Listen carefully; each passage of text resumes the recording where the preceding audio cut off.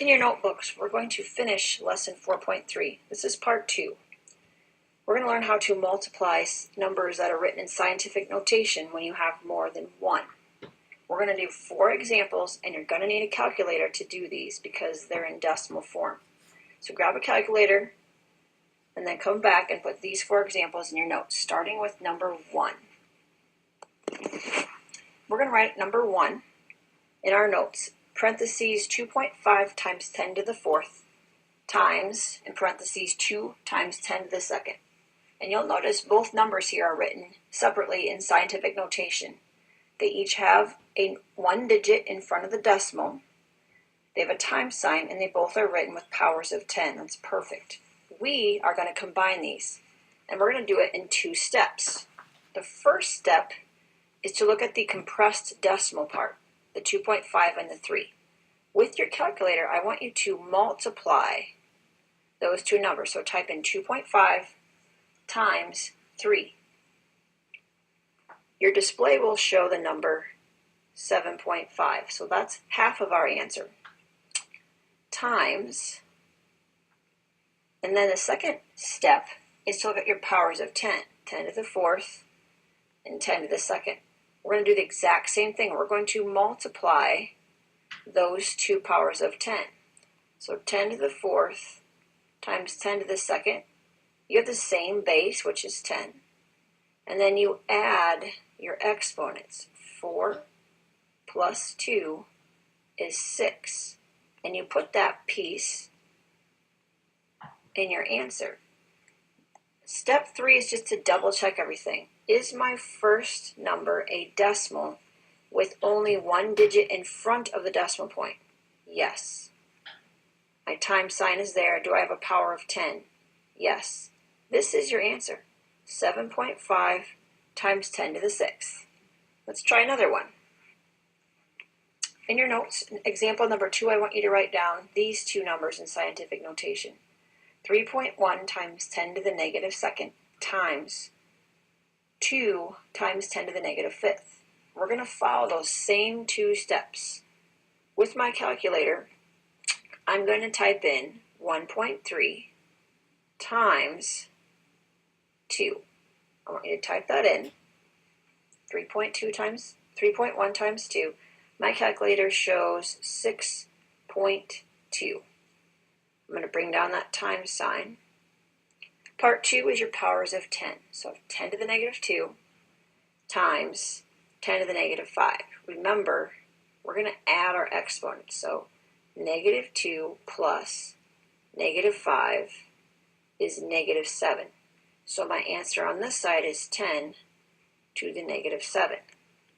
The final step is to make sure everything looks right. I have a decimal.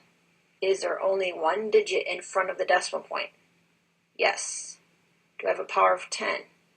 Yes. This is my answer. 6.2 times 10 to the negative 7th. Example number 3 is different. They're not all going to turn out that nice. So I want to put 2 examples like this in our notes. Number 3. 3.6 times 10 to the 4th times 9 times 10 to the 8th. I'm going to follow the exact same steps as the previous 2 problems. I'm going to grab my calculator. I'm going to type in 3.6 times 9. 3.6 times 9 on my display says 32.4. I'm going to write that down.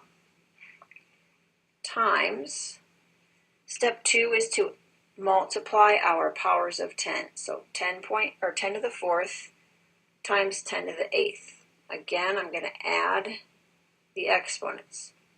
4 plus 8 is 12.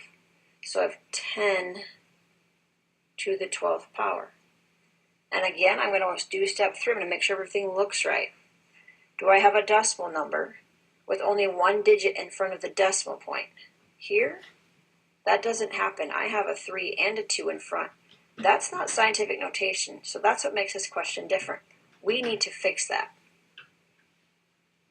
So what we're going to do is we're going to take this decimal point. We actually want it to be right here after the 3. So that was only 1 jump to move that decimal. So I'm going to rewrite the decimal the way it should be, 3.24. But I have to account for that one jump. That's a decimal place value jump. So we're going to take that one and we're going to add it to our power. So plus 1. So 12 plus 1 is 13. So I'm going to fix that also. 10 to the 13th power. Bring down that times sign. Everything looks much better now. I have a decimal with only one digit in front of the decimal point, and I fixed or changed my power of 10. This is my answer, 3.24 times 10 to the 13th. We're going to do one more example like this. In your notes, example number 4 works the same way. I want you to write down 8.5 times 10 to the negative 2 times 7 times 10 to the negative 7th. I'm going to follow the same 3 steps. With my calculator, I'm going to type in 8.5 times 7. And when I type 8.5 times 7 in my calculator, I get 59.5.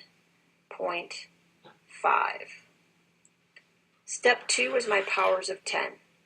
10 to the negative 2nd and 10 to the negative 7th.